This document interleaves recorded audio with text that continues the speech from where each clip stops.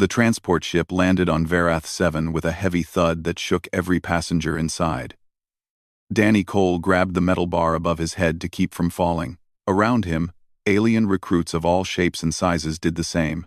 Some had forearms, some had scales, some were covered in thick fur. Danny was the only human. The rear door of the ship opened, and cold air rushed in like a living thing. It hit Danny's face and stole the breath from his lungs. He had grown up in the cold winters of Minnesota, but this was something different. This was a cold that wanted to kill him. Outside, the world was white. White ground, white sky, white mountains in the distance. Snow fell in thick curtains, and the wind howled like a wounded animal. The temperature was -60 degrees, and it would only get worse. A tall alien stood waiting for them at the bottom of the ramp. He had silver scales that shimmered in the pale light, 4 muscular arms crossed over his chest, and eyes that looked like they had seen 1,000 recruits come and go. His name was Instructor Kelvoran, and he was a Scythian, one of the most respected warrior species in the Galactic Coalition. "Move!"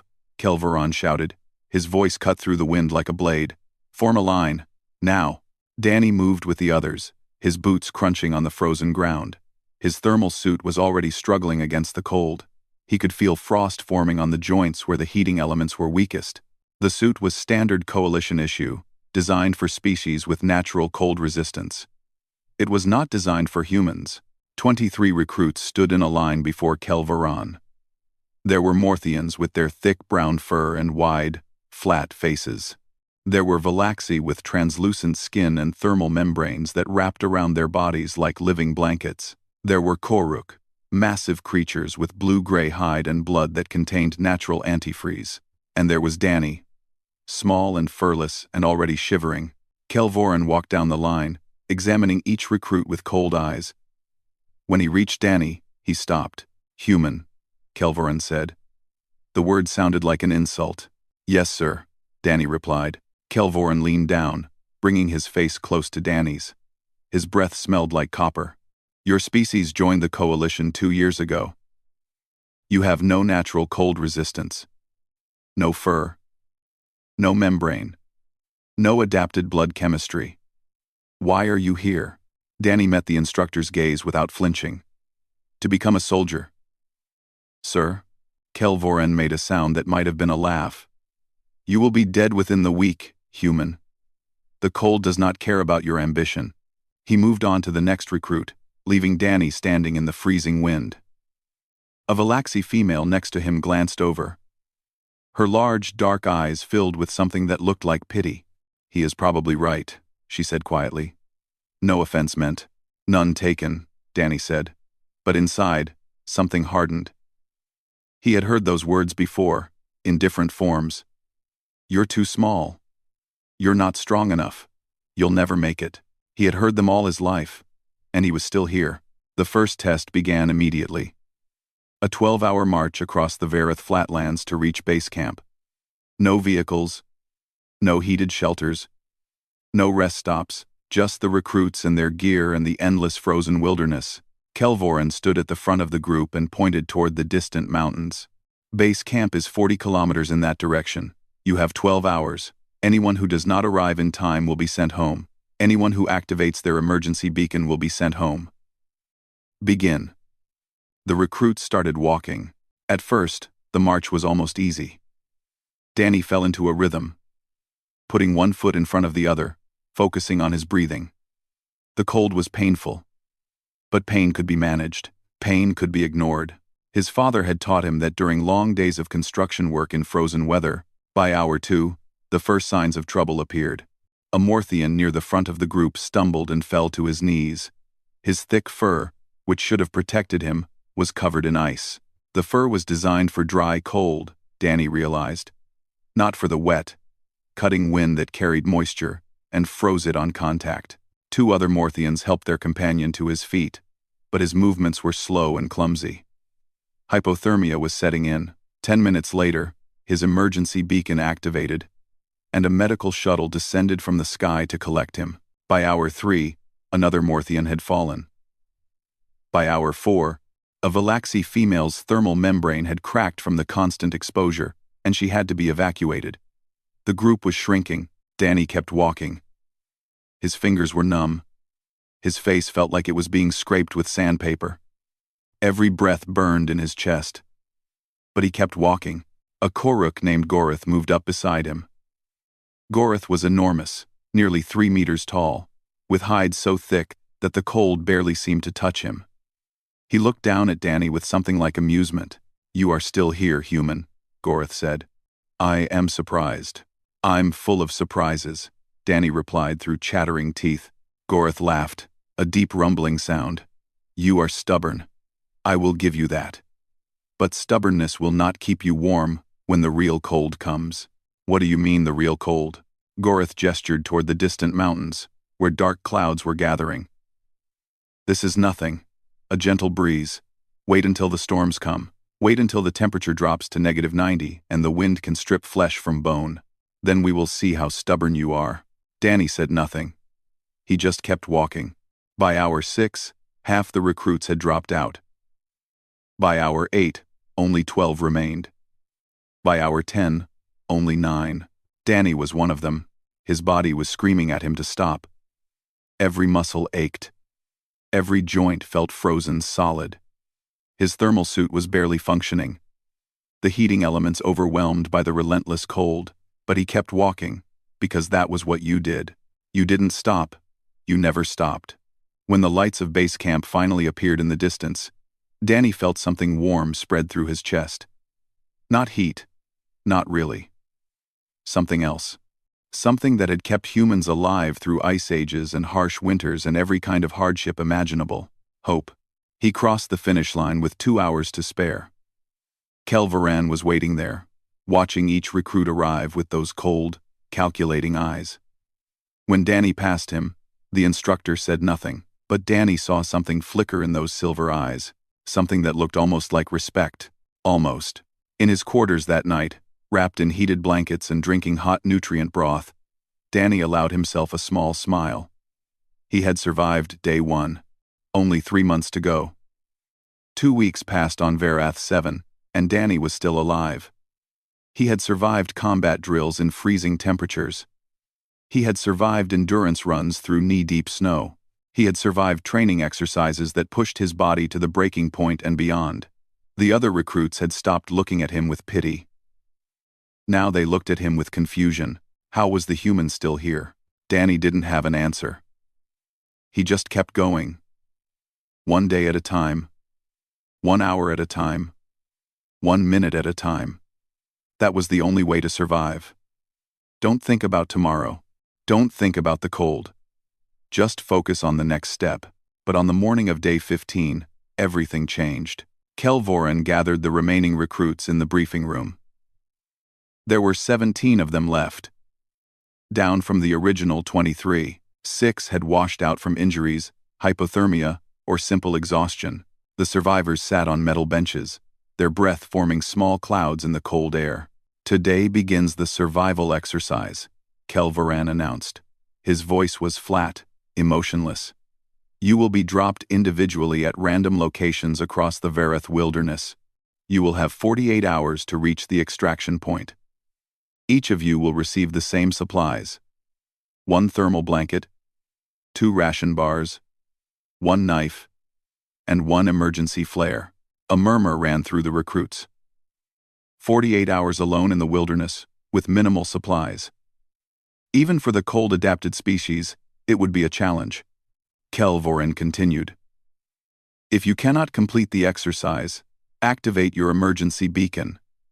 A shuttle will retrieve you, but anyone who activates their beacon will be dismissed from the program." He paused, letting the words sink in. "Any questions?" No one spoke. Danny received his supply pack and his coordinates 30 minutes later. He was being dropped in a region called the Shattered Plains, a vast expanse of broken ice and exposed rock, nearly 50 kilometers from the extraction point. It was one of the most difficult assignments possible. As he boarded the drop shuttle, Gorath walked past him with a smirk on his face. "Human," Gorath said. "Do yourself a favor.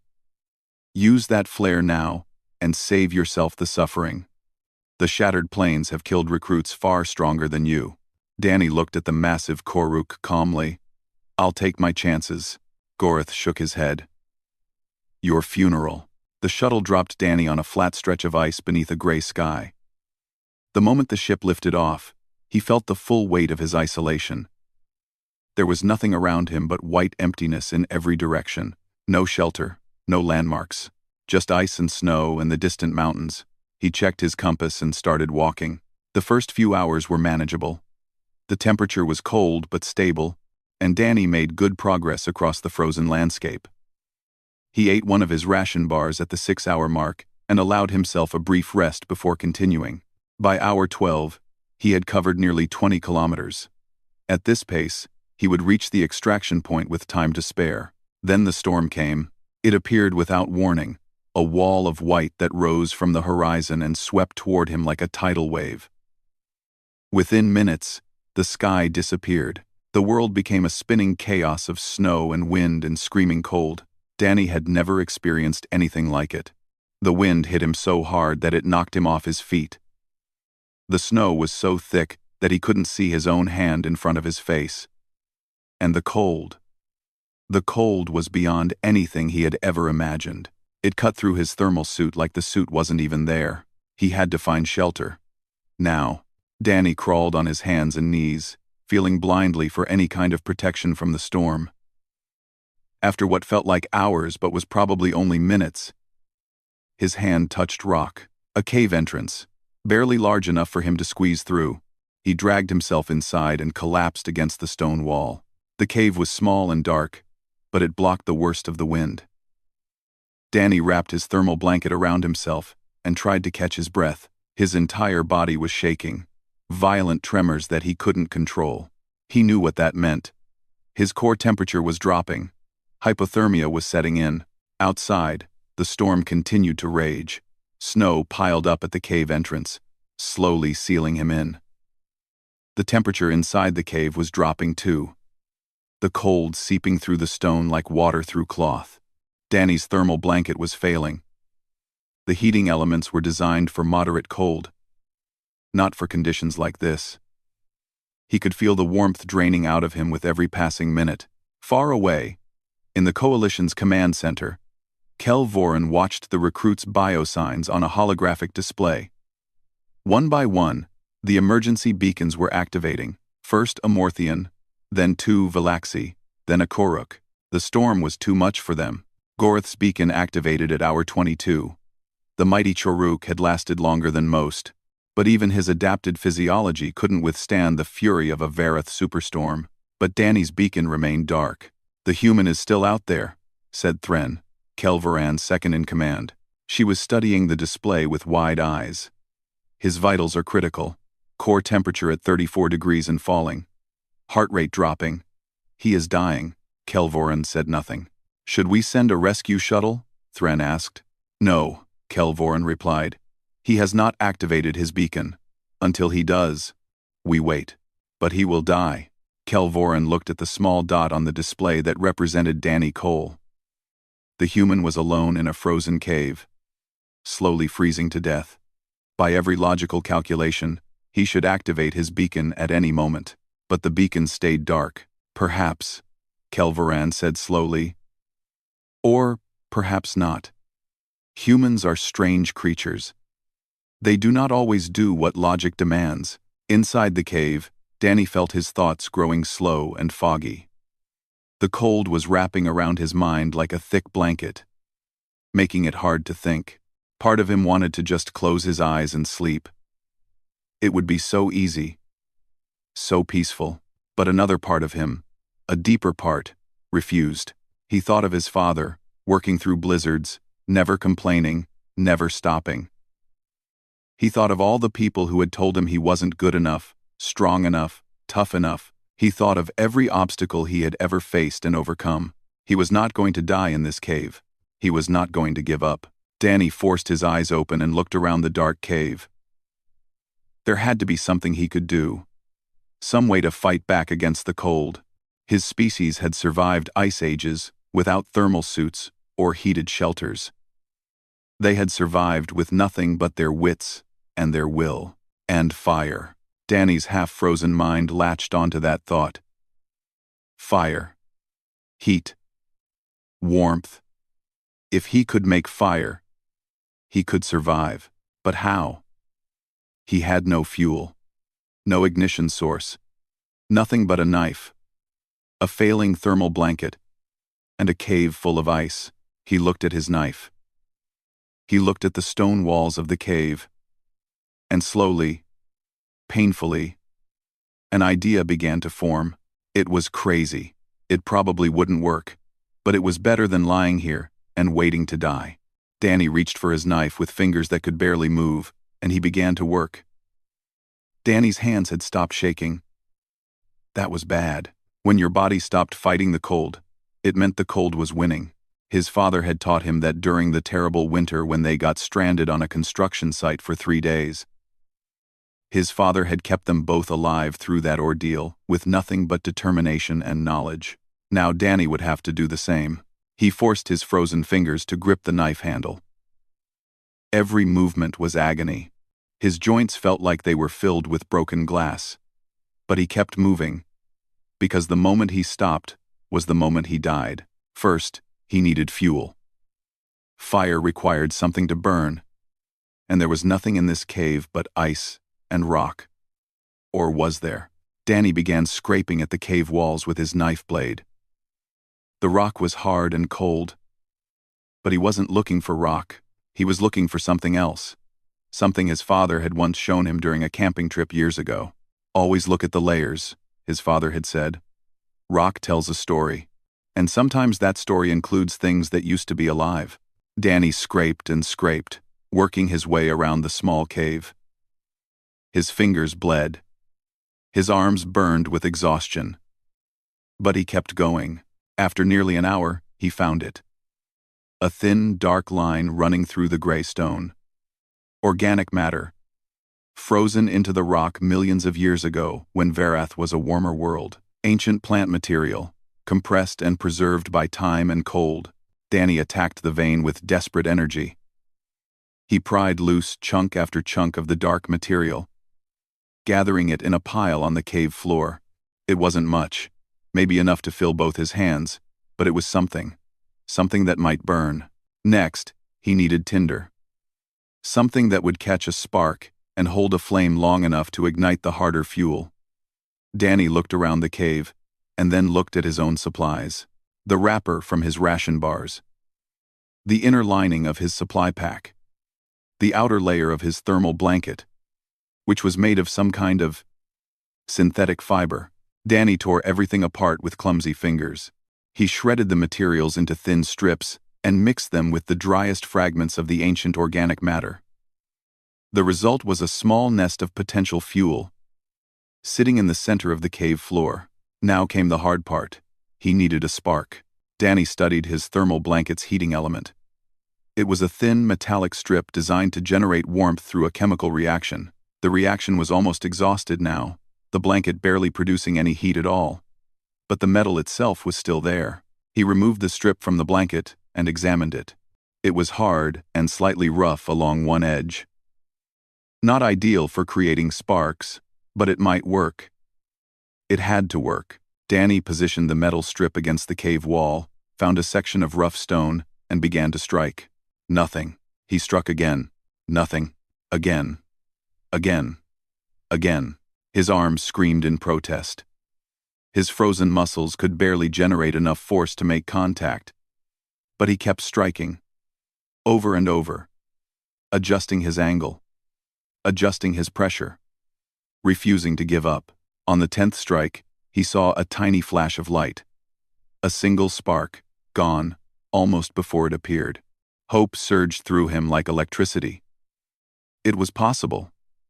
He could do this. Danny repositioned himself, placing his tinder nest directly below the striking point. He gripped the metal strip with both hands and began to strike again. Faster now. Harder. Sparks began to fly. Most of them died in the air. Some landed on the stone floor.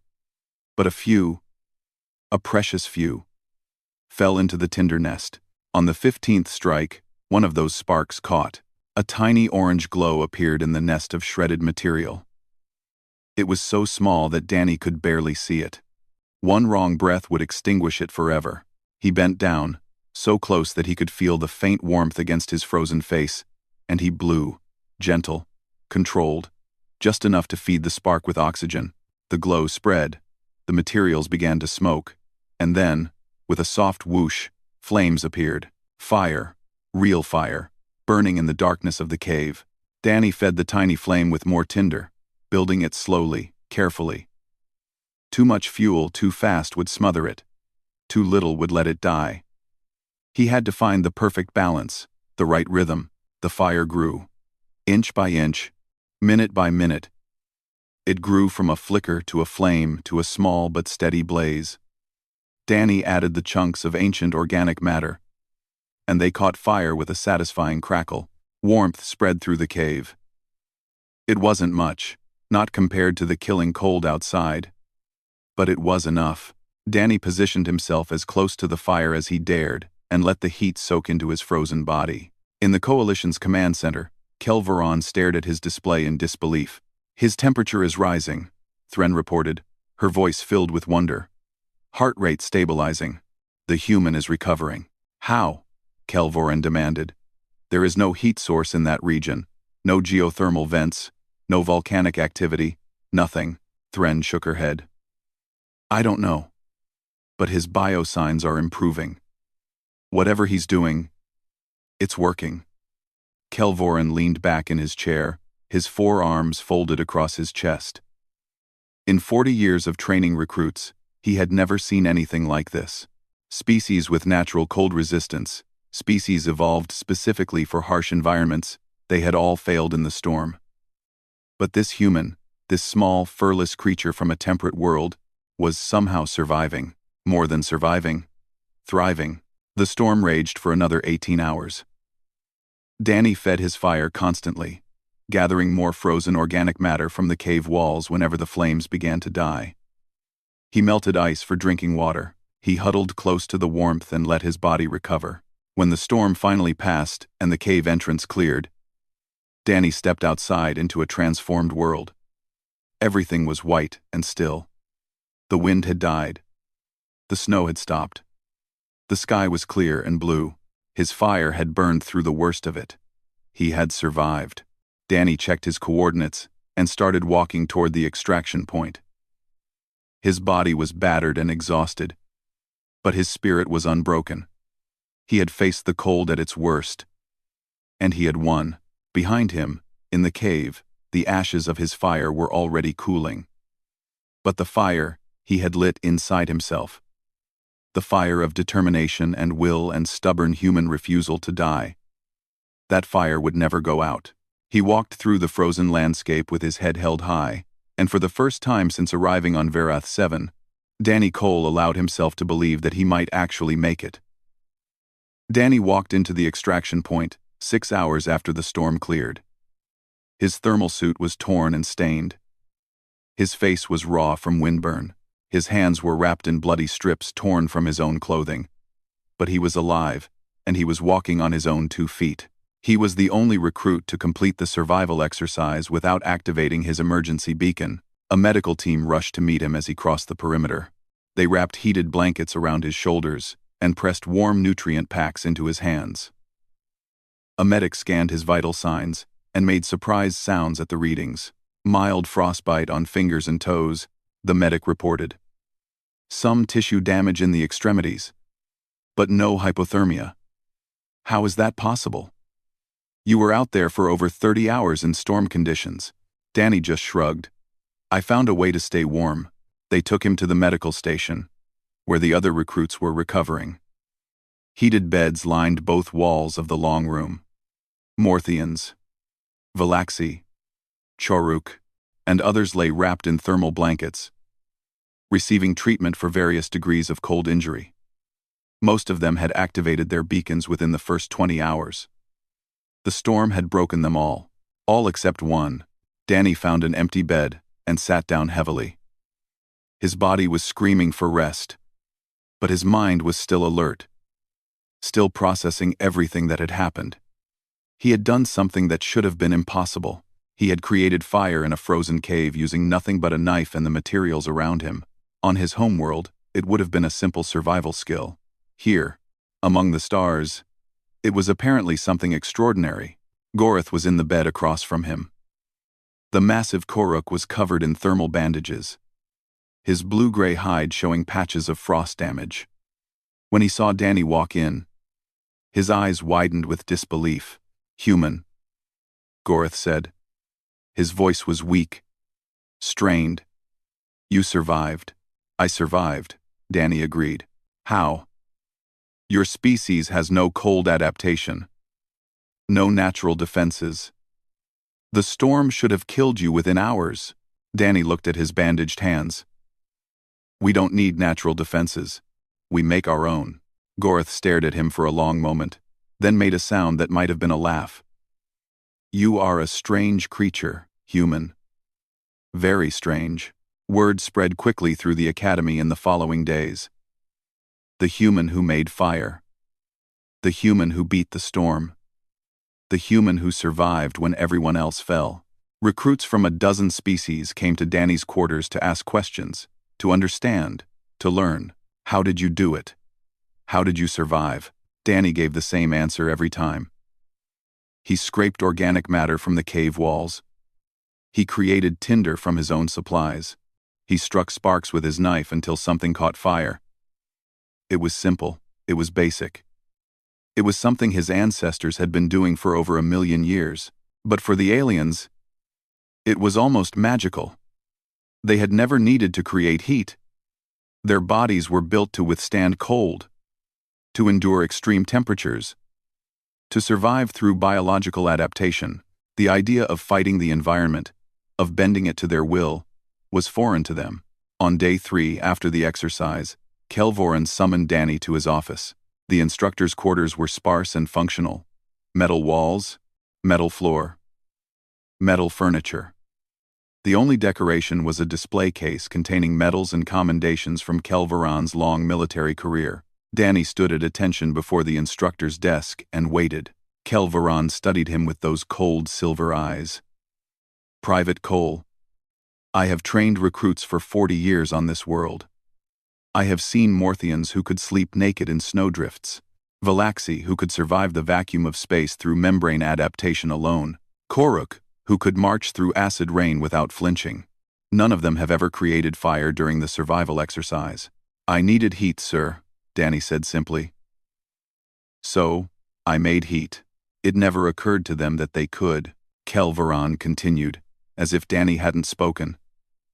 "Their bodies were built to endure the cold. So they endure. They resist. They wait for the cold to pass. But you, human, you did not wait. You fought back." Danny met the instructor's gaze. "That's what humans do, sir. We fight back." "Ah," Kelvoran leaned back in his chair, his forearms folding across his chest. "The Galactic Coalition has studied your species for decades. We have tried to understand how you survived your homeworld. You have no natural weapons, no armor, no specialized organs. Your senses are mediocre at best, by every measurable standard.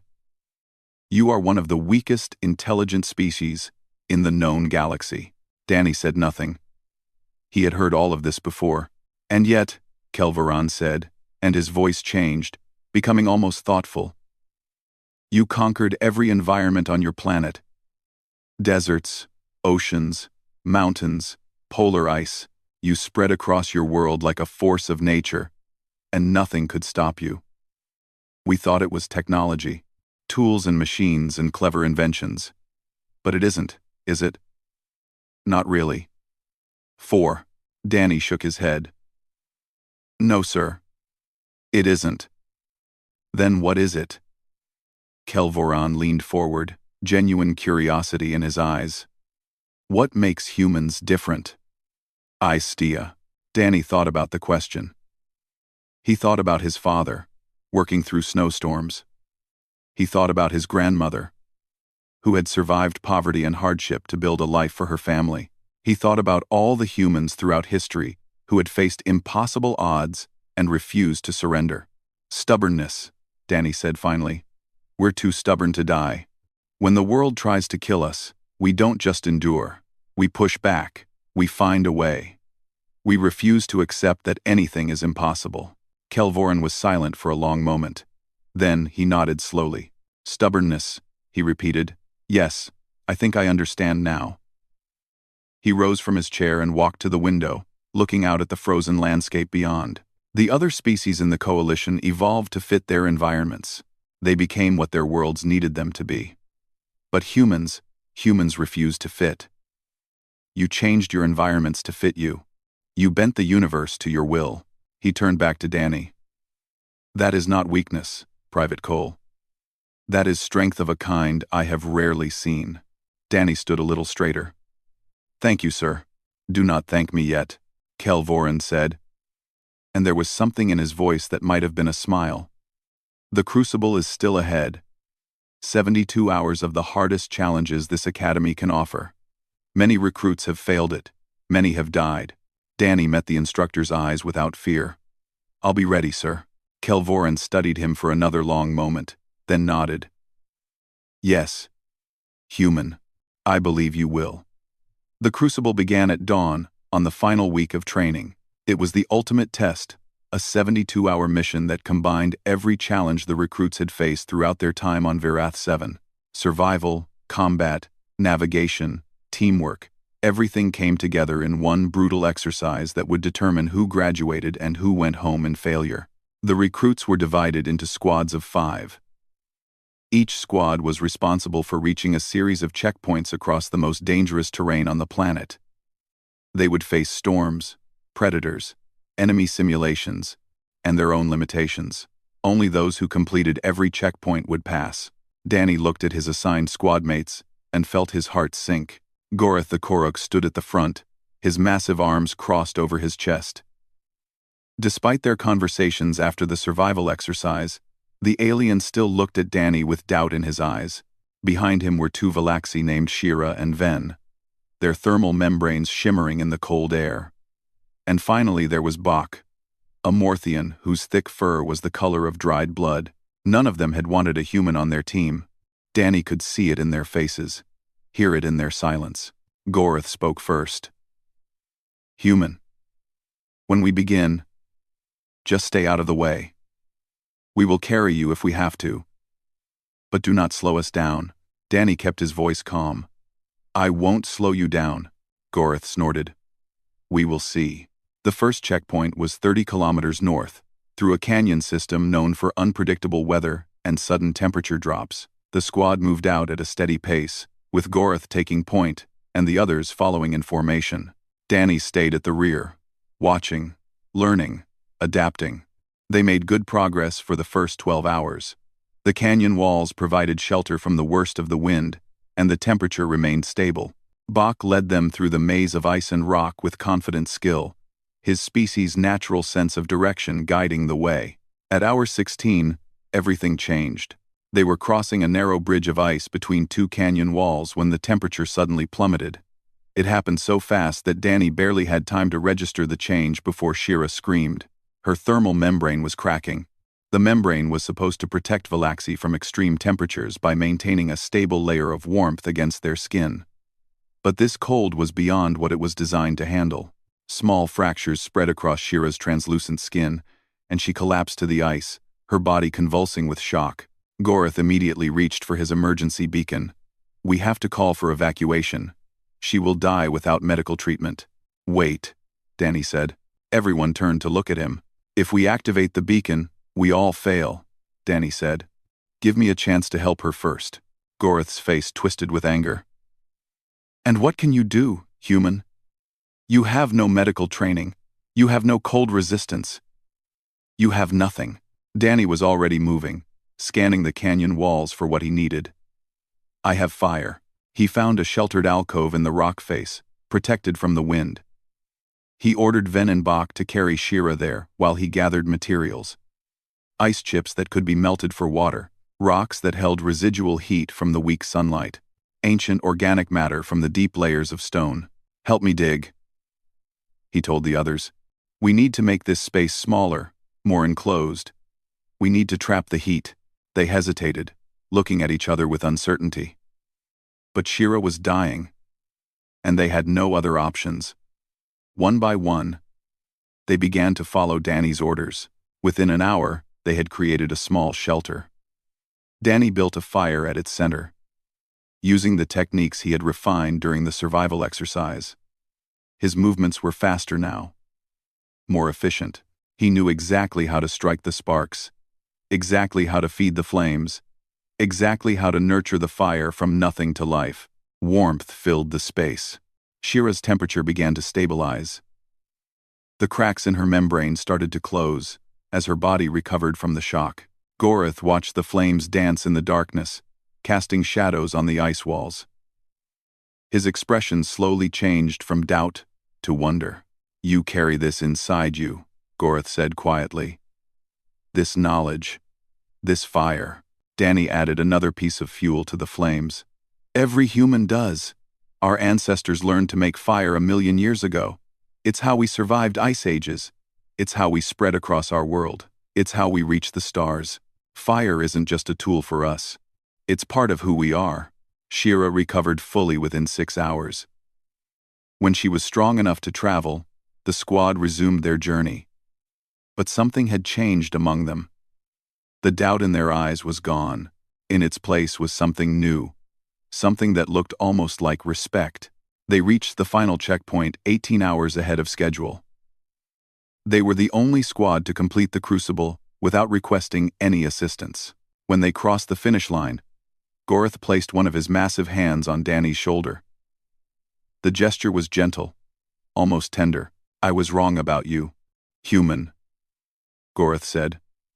"About all humans. I thought your species was weak, because you lacked our natural strengths.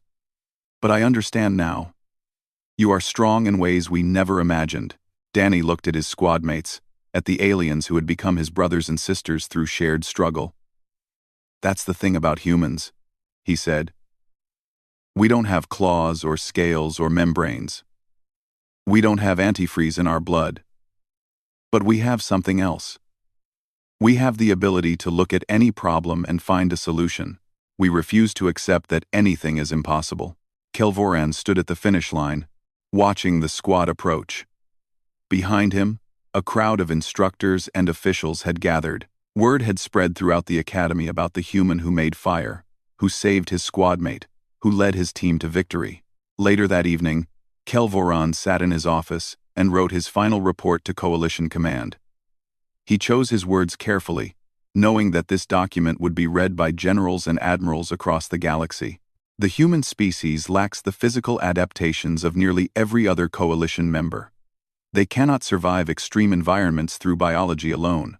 By conventional measures, they are among the weakest intelligent beings we have encountered. And yet, they survive. They more than survive. They conquer. Private Danny Cole arrived on Verath 7 with every disadvantage possible. He had no fur to keep him warm, no membrane to protect him, no adapted blood chemistry.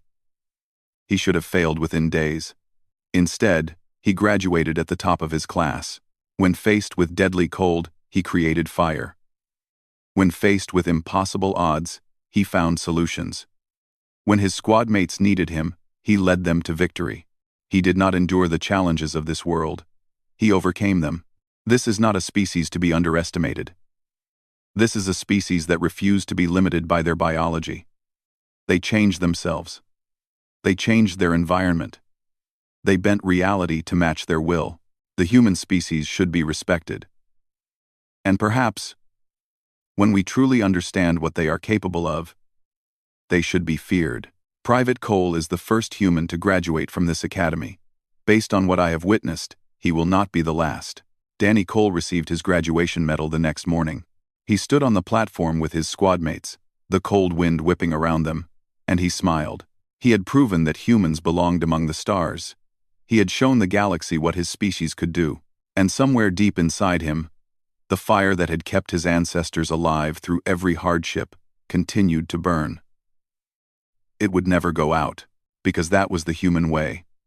That was what made them unstoppable.